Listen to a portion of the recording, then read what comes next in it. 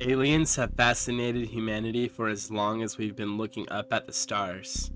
From strange sightings in the sky to chilling tales of abductions, these stories have followed us through the decades. And of course, the media was quick to jump on the UFO craze. Books, TV shows, and movies turned these mysteries into a cultural obsession. We're sitting on a treasure trove of alien encounters that both captivate and terrify us, leaving behind one big question: what's really out there? What's up, Doc? I'm Pugs Bunny, and today we're going to explore the 3 eerie stories from a comic book called Little Visitors and Other Abductions. Our first story, Little Visitor, unfolds through the perspective of a film crew shooting a documentary about a child actor who mysteriously vanished during the making of a low-budget alien movie. The tale begins with Morris, the producer, recounting his memories of that night and the strange events that followed. The American movie had just come out on tape. Not legally, yes, but many people were buying it anyways. That's how it was then. I didn't see it until many years later, but I knew what it was. It was a boy, and an alien, and a family. And the alien was nice. What I knew most was that it made a lot of money. That was the most important thing to know for us. So we thought maybe we can make this movie, but for this country. It was a good idea. I do believe he's referencing E.T., which indicates that this probably takes place in the 1980s. The business was small back then. There was little money. To make this kind of movie, you need money. It was something like squeezing a stone. That's what you had to understand before anything. Every decision was squeezing water from a stone. We see a dark scene, buildings in the background almost obscured by the darkness, as a car pulls around a rundown-looking warehouse. Back to the interview, we see Alexander, the casting director, speaking on the situation. Back then, we had to have a government man on the job. He didn't decide things, but he had to understand what the project was, and if he didn't like what he understood, then it didn't happen. That's how it was then. We had a hard time finding the actor for the boy. Children are hard, and none of these were actors. Just kids, you see. The government man put a photo on my desk. I'm sure it was him. I saw him enter my office, and afterwards, I went in, and there it was. I can take hints. Not much besides a photo. Some apparent chick's boy, maybe. Okay, so if he's good, we use him. If he's not, we use him anyway. Decision made. Easy. But he was good. Very good. Natural. A nice boy, too. His parents were just teachers, not connected. I told them their son had come highly recommended. They didn't understand. I knew I shouldn't ask more, so I didn't. Movies like we made didn't have actors like this, so we were happy. Kostya was his name, but you know that. We see Eva, assistant production designer, give her take. Morris said that? Squeezing a stone? Well, yes, it was like that. It's not like a normal film, where you can find easy ways to get around the budget. Anatoly, the head of the department, said our budget should be larger. On a film like this, where else should it go but to us? Back then, though, these projects were wallets for other people. Just ways of pushing money here and there. The American film used a very nice puppet for the creature. High tech. Anatoly would have done anything to know how it worked. Even if he knew, we couldn't have done it. We had to do a costume, but it would be too hot for a child to wear. So we cast my friend Arthur. He was a lovely man. I think of him often. The next interview was with the stylist Tati. I was in the makeup room, trying to see what we could do with Luda's hair. Her hair was chaos. Kostya was there too. He was such a sweet boy. He took to Luda immediately. On set, he was very protective, I think because something had happened to his little sister. Anyways, Anatoly came in to show the people from his department something. Well, it was drawings for the alien. Everyone loved them. Anatoly said to Kostya, "Do you want to see your friend? This is your new best friend." Kostya began to scream. I had never heard a child scream like that. He fell out of his chair and sobbed. His parents came in and took him out. They couldn't calm him down. Anatoly was very discouraged. I felt bad for him. We move on to Stefan, the director. What? Yes, so what? Yes, Kostya was upset. He was disruptive to the production. Children are like that. Disruptive. They make a meal out of nothing. My son was like that. I did more than enough to accommodate him. I told Anatoly to change the design. He was angry, of course. Children don't understand artists. What did he expect Anatoly to feel? We rescheduled things so that he filmed all of the scenes without the alien first, to give Anatoly more time to make Kostya more comfortable. I did more than I had to. Everything else, it's all just things that happened. We cut back to the car that was pulling around that darkened warehouse, just to see a man carrying bolt cutters with him through the garage door. He enters after cutting the lock, and he passes through a bunch of stacked up boxes. Then we cut back to the interview, where Yeva continues. Anatoly had begun acting strangely. He was exhausted. He had worked so hard on the design, he took great care with it.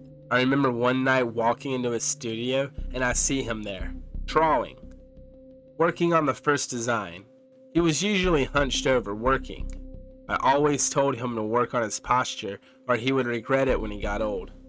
That night, he was sitting up straight. He was drawing like a machine. I've never seen him so focused. Never seen his hands move away. So later, when they asked him to change the design for Kostya's sake, he was very upset. "What does this boy know?" he said. "He doesn't know true beauty." That's what he said. But he did a new design and it was not as good. The original was so cute and endearing. Well, we made the costume from the new design. But Anatoly, he was very unhappy. I didn't know it was so deep though. We cut to Lutra, the actress that became close with the boy. I was young. You know, on most sets I was ignored. But there's a lot of boring times working as an actor. But Kostya was so nice to me. We had so much fun. I remember how upset he was when he first saw the creature. The fear on his face. The kind of fear that makes everyone else in the room scared too. You understand? My father suggested I should bring him a treat. He was shaking, sitting on his mother's lap, still so scared. That scared me, but I gave him some candy and he smiled. Later, he told me he wasn't scared anymore. His mother had told him that sometimes things in the real world look like the things from our dreams, but it's just a coincidence. I didn't really understand, but it made him feel better, so I was glad for him. I asked him, "So is it okay if they use that design for the creature?" He didn't say anything. Back to Morris. We thought Anatoly had quit first. Unprofessional, yes, but not unheard of. When we became concerned was when we found the costume. He had burned it. It was completely unusable. We were very worried then. The costume had been very expensive, and our funds were, well, low. But he had made another costume. It was found in his home, as if it had been left for us. It was from the original design, immaculately made, and nearly felt alive to look at. The skin was almost translucent. So what? Are we not going to use it? Convincing Kostya to film with it, that became our new priority. If he wouldn't do it, the project would end. What about Anatoly? Oh yes, his disappearance was terrible. One of us asked the police to look for him. I don't know how much they did. That's how it was then. Anatoly? No, I don't think he had anything to do with it. Back to Stefan. The boy was difficult. I don't feel bad to say it. That doesn't mean I'm happy about what happened. But he tested patience. I asked his mother, why not tell him to think of the money he could make for the family? It was so foolish. There was so little money to be had. But she convinced him when she pointed out how he was inconveniencing everyone. That made him swallow his pride. On the first day of filming with Arthur in the costume, I was almost convinced that Kostya's fear was genuine. His eyes, it was like a corner dog when he first saw it, but everyone else loved the costume. It was so cute. What do children know? He was making a meal out of nothing. He wanted to be disruptive. He wanted attention. And he got it. What happened? It's history. You think he was the only person who went missing that year? That's how it was then. Back to Tati. Working with Kostya wasn't easy. He put on a brave face, but he would sweat through any makeup just as soon as I finished putting it on.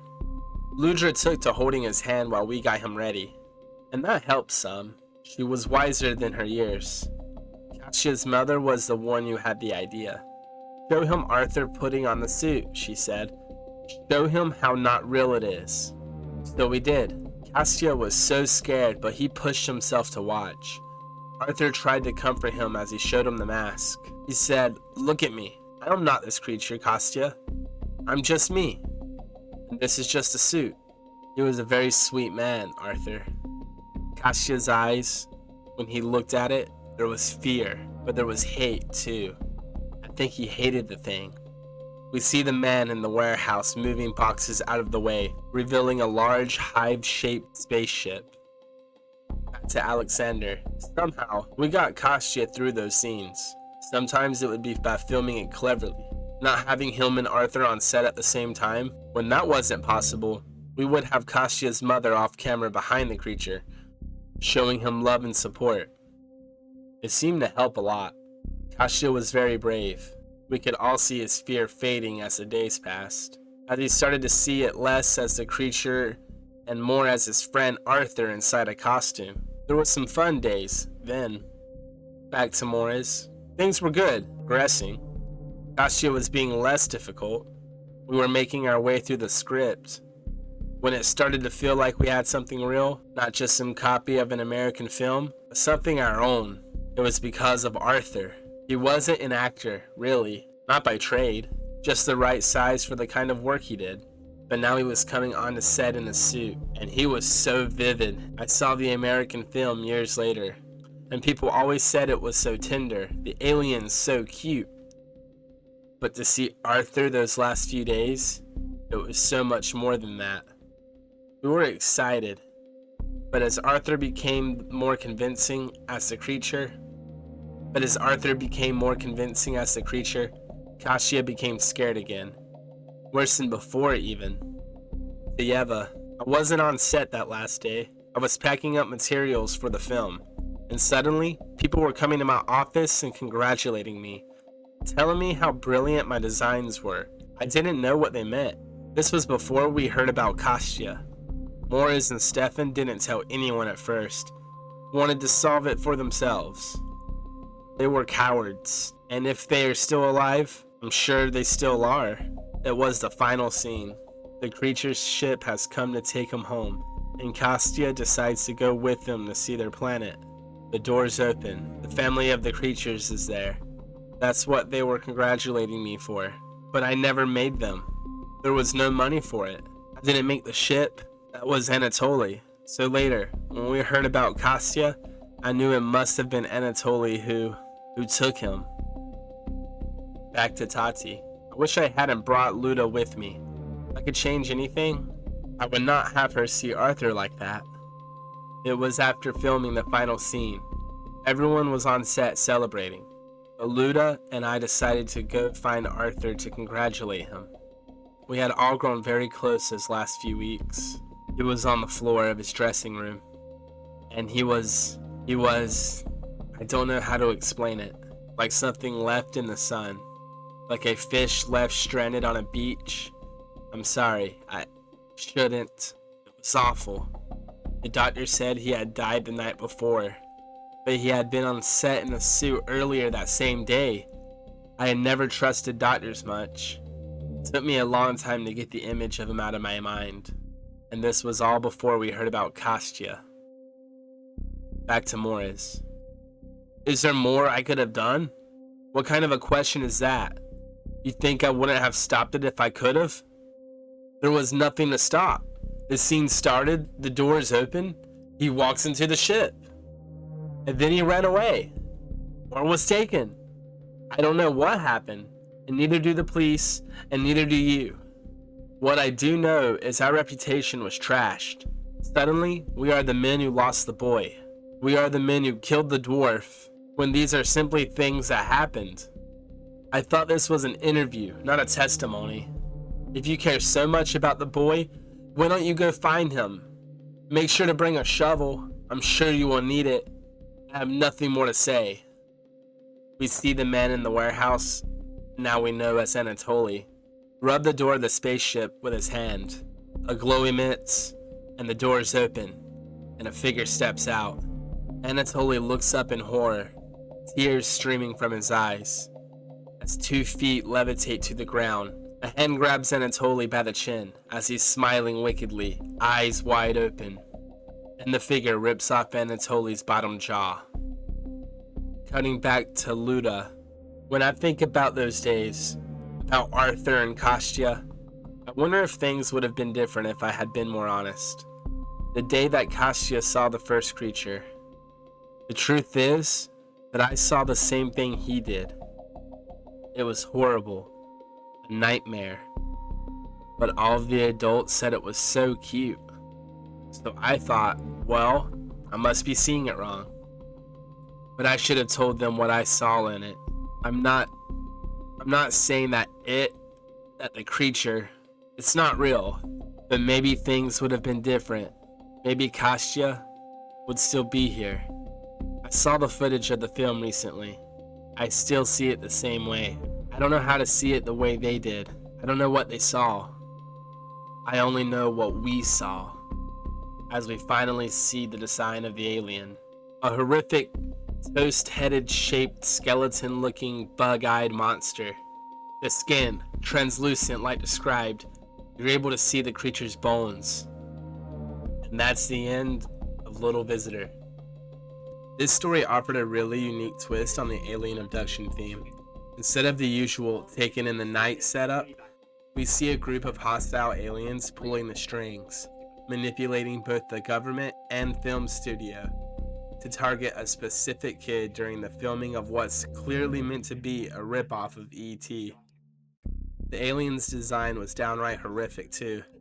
Kostya was not exaggerating when he said that the suit left him traumatized. And we'll dig deeper into the backstory and author's notes behind these tales once we finish the next two. Speaking of which, our next story is titled, A Cordial Invitation.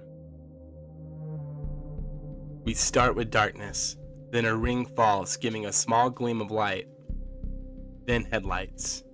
An empty truck can be seen still running. Tires flat, and a little girl can be seen in the side mirror. Then we come into a full scene. The girl stands beside the truck looking up a hill at a very futuristic, modern-looking glass house resting atop. "Dad, is that you?" she would call out. She scuttles to the truck and checks the clock on the dash, noticing a whole hour had already passed. She steps out, flashlight in hand. "It's okay. Just go look," she tells herself. She makes her way towards the house. A quick cut shows a group of partygoers talking about the event that's happening tonight, how they've been looking forward to it. The girl begins scaling the hill. "Dad, can you hear me?" she would call out before noticing a set of headlights approaching. Failing to get their attention, she quickly runs through the gate before it was able to close. She gets a good look at the car. It looked like a convertible from like the 90s to 2000s. I'm not that good with cars, but I do know it's decades ahead of the truck she was in, and this left her confused. As she walks towards the house, she steps on a paper. She picks it up, and she's only able to read A Cordial Invitation to, and the date, December 31st, 1929. The rest obscured by a tire track. Another cut of the partygoers is shown again. "Well, I just don't think it's right, dressing like that." "Well, I agree, darling, but it's not for us to decide. Perhaps things are different then." "You like it, admit it." We're not supposed to talk about this, honey. Back to our protagonist, who's now at the colossal building. Cars are lined up, each one seeming like they're from a different time period, and the building itself looks as alien and out of place as the cars. She walks through the front doors, where she's greeted by a security guard. He asks for an invitation, and she passes the paper that she picked up, while asking about her dad. As the guard looks over the invite, she describes her dad. He's wearing a coat and a cap, and he has, but she's cut off by the guard. This is more of a black tie affair, kid. I doubt he'd be wearing a cap. He lets her in. Even told her he'd help look, but he's not even allowed in. In this panel of her entering, you can actually see in the background on this portrait a figure standing at a gate, and a long white line is visible in the sky above him. Keep that in mind. The lady stands at a booth near a staircase. She calls our protagonist over to her. She begins asking about her dad, and with an eerie, blank smile, the attendant pokes her hand out. I think I know what's wrong. She leans in. You forgot your face, didn't you? She asked. Our main character is taken aback. My face? What do you mean? But the attendant only responds with, don't worry. I'm sure your dad will find one for you. Finally ushering the girl up the stairs. We cut to the partiers once again, discussing self-defeat and boredom, and how the sympathy is for the sympathetic. And suddenly, our main character finishes her ascent up the stairs, and is shocked when she sees the partygoers, each bearing their face, which are these off-putting alien masks. She stands frozen in fear as partiers crowd her. Confused by her reaction, she drops the flashlight and began running, cutting through the groups and turning the stairs until she runs into one of the partiers, knocking her over. She sits crying about her dad, while the lady she bumped begins to comfort her. Oh, that's all it is? How old are you, honey? The lady asks, as she takes our main character by the hand. 13. Too old for crying, she would respond. Oh, no one is ever too old for that, the lady would respond. She leans in closer, our main character becoming uneasy once she sees the ring on the lady's hand. The world is full of things to cry over. Sometimes, crying is all we can do. The lady's ring shimmers, revealing the smooth black stone to look more like an amalgamation of motors and machines interlocked into one another. And suddenly, our protagonist is woken up by the lady. Come back to me, dear. We lost you for a moment there. Our protagonist begins asking for her dad once again, while the other partiers seem concerned but not worried. Don't worry, I know exactly how we can find your dad, the lady would say. We're going to let him find you. She sees a waiter with a tray of little black orbs that resembles the lady's ring, the partiers each dropping one into their drink. The lady grabs our protagonist by the hand, leading her through the building while she asks where they are going. They turn a corner, the lady excited for midnight, and our protagonist stops and pulls away, demanding answers. The lady tells her that she was just bringing her to the other children until the party ends. We're not here for any party, the protagonist would yell. No, of course you're right, dear. This is much more than a party. Sometimes I forget that, the lady would respond. The lady would convince her to stay though, and that she will make an announcement for her dad after midnight. The two enter the room, and we see a playroom full of other kids, two boys pinning a third as they beat on them. The kids laugh at her for not having a face. The lady leaves as quickly as she arrived, and the kid on the ground looks over to her with tears streaming from his eyes and his mask slightly off. He's pleading with her. Help me.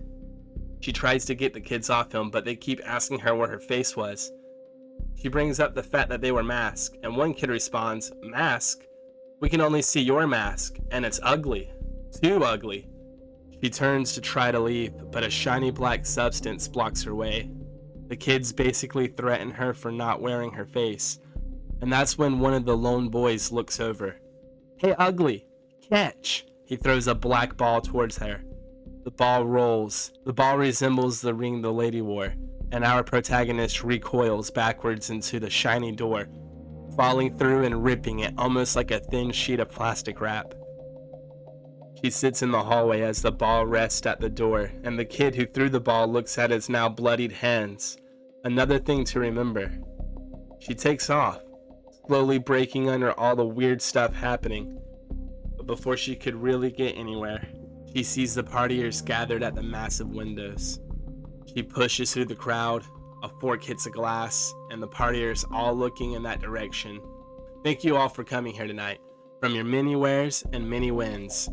So it feels right to see your faces.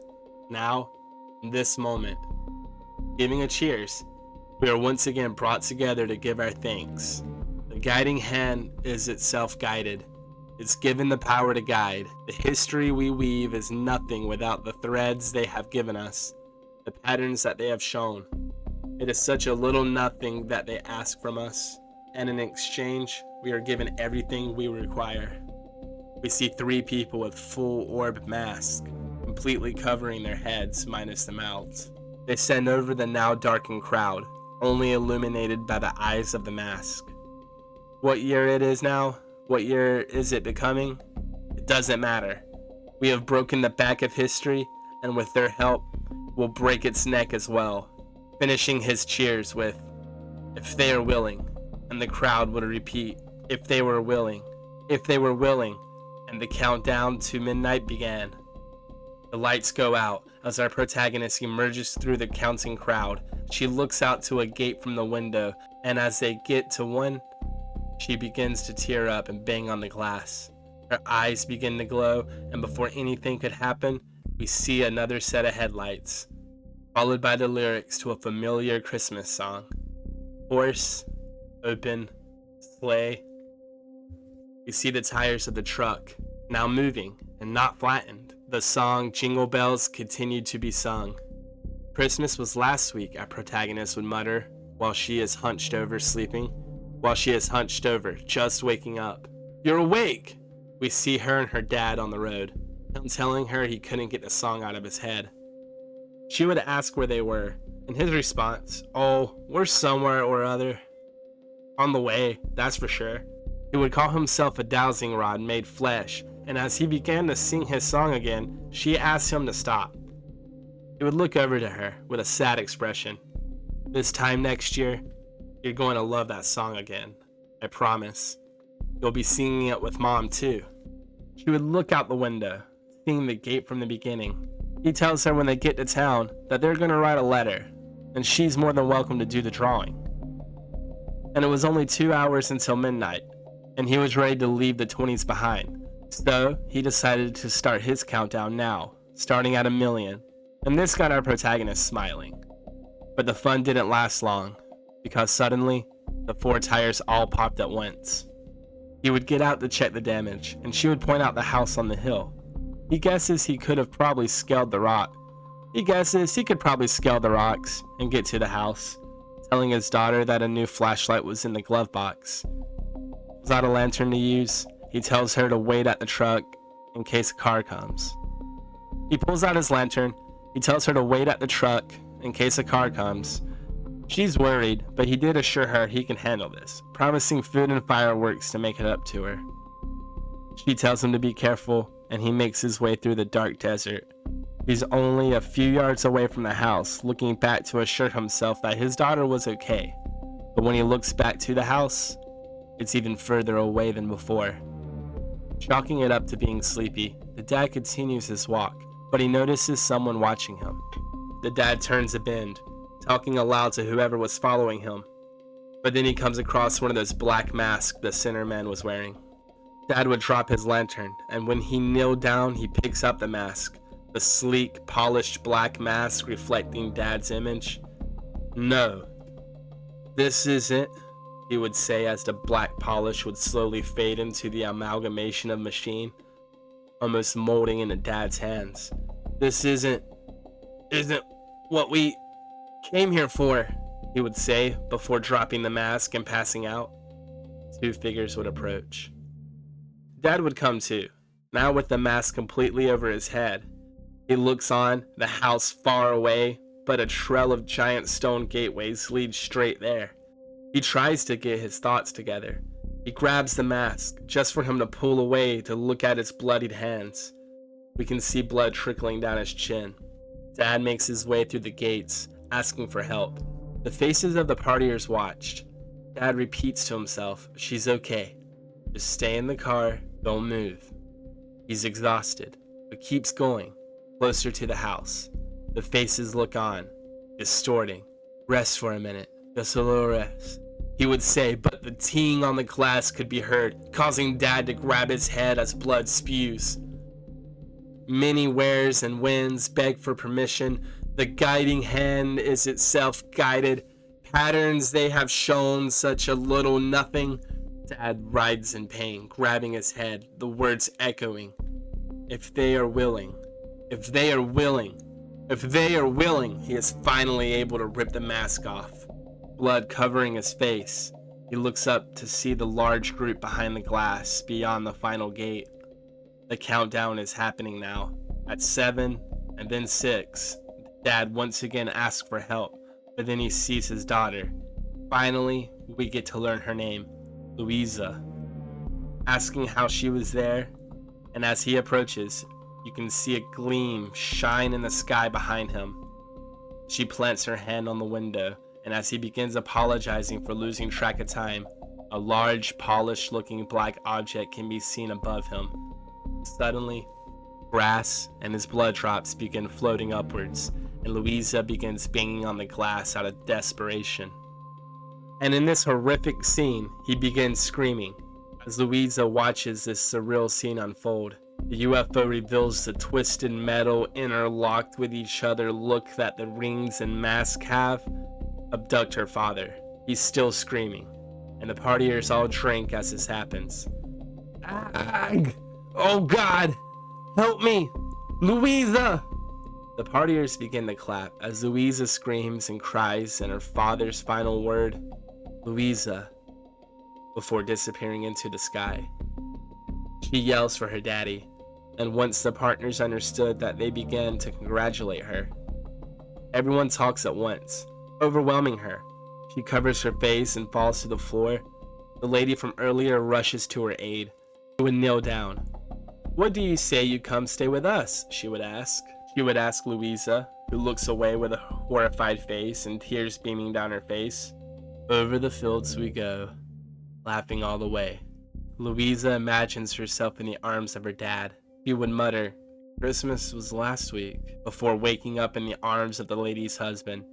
You found him. That's so great. I just knew you would. Back in Daddy's arms. The attendant lady waved Louisa by as she looks at the mysterious man carrying her. And the lady tries comforting her, and Louisa notices the portrait from earlier. As they are leaving, a different lady passes out flyers, thanking them for coming. 38? Isn't that a little samey?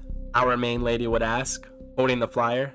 Louisa is completely broken right now, until she sees the kid from earlier that was getting beat up be put in the back of a car, remove his mask, causing her to yell, No! They're taking him! Home, dear, the lady would respond, shoving Louisa in the car. The husband would chime in. Some of us, like my wife, think they get taken somewhere better. I don't, the husband would coldly say. The lady enters the car, bragging that Louisa has probably never been in a car like this. Just wait till we get back. You're gonna freak out, the lady would exclaim. She assures Louisa would see that boy she saw in the car earlier, and after she handed the flyer, something clicks for her. A cordial invitation to the abduction of a man. The bottom dated December 31st, 1938. Next year, you'll have a whole different outlook on tonight. So much to learn, but don't worry, it's gonna be fun. You like school? You like school, I bet. I used to be a bookworm too. It's how I found all this. Sticking my nose in books that didn't belong. Then just study, study, study. The lady would continue on, telling Louisa that's how she met her husband. Star-crossed lovers, peeling back the truth together. The lady would turn to Louisa, telling her they have to think of a new name for her. My parents never let us have pets, so I've never gotten to... Are you okay, dear? The lady would ask, but Louisa, now too far gone to do nothing, lunges at the steering wheel, causing them to crash the car into the back of her dad's truck. Debris, blood, smoke can be seen everywhere. Louisa repeats, What did I do? As she takes the ring from the lady who's begging for her help. And as she walks past the husband's body, he grabs her ankle, trying to plead with her. But then she answers her own question. What did I do? Nothing, she says. Nothing, as she stomps his hand. She limps over to the mess of a truck, looking like the twisted metal the polished black objects would reveal. She pulls out the keys, seeing one is black like the ring. She grips them, and as a set of headlights emerge from the darkness, she drops the ring, walks into the street, ending our story. Time displacement. A lost kid looking for her dad, who became the event that this party was waiting for. This story had me on the edge of my seat. I had no idea what road that this story was going to take. I'm still unsure if I fully get the message, honestly, but I do like the eerie, unnerving tone that followed. The polished black orbs revealing itself as a big mass of twisted metal that cuts or damages when touched is new to me. It's almost like a fear of iron or a fear of industry wrapped into an otherworldly story. And I also feel really bad for Louisa. Not only did she witness her dad, who, may I add, seemed like a really cool guy, get abducted, but she's stuck in 1938, when the story started in 1929. So her family not only probably thinks she's dead, but are in for one hell of a surprise when they see her alive and well, but still the age of 13. I want to step into the author's notes for a moment. The writer and illustrator Adam Szym has been making comics for 15 years now, and his work has even been nominated for awards, like the Ignatz and the Bram Stoker Awards. He has this uncanny ability to make you feel like you're living inside an X-Files or Twilight Zone episode, always pulling you into that strange space where you're never quite sure what is real. Little Visitor was created in just 20 days, leading up to a convention. Adam himself calls it rushed, and the original cover reflected that, leading toward a minimalist design. It showed the documentary's director as a child watching the movie, while the back cover flipped that image, showing him grown, lying dead, with a man standing over his body, hands stained in blood, his eyes scratched with the same unsettling marks as the alien itself. For the second run, Adam reimagined the cover. This time, all the characters had their backs turned to the reader, wanting it to rhyme with his other work, A Cordial Invitation. That cover had the party guests gazing out into an empty yard, while on a platter, you could spot Louisa and her father as pawns. A chilling metaphor for how the guests viewed them, as nothing more than pieces on a game board. I really encourage you to explore more of Adam's work and show him some support. And be sure to join me next time. We will dive into the final story in this graphic novel, Frolicker. Until then, have a great day, and I'll see you next time.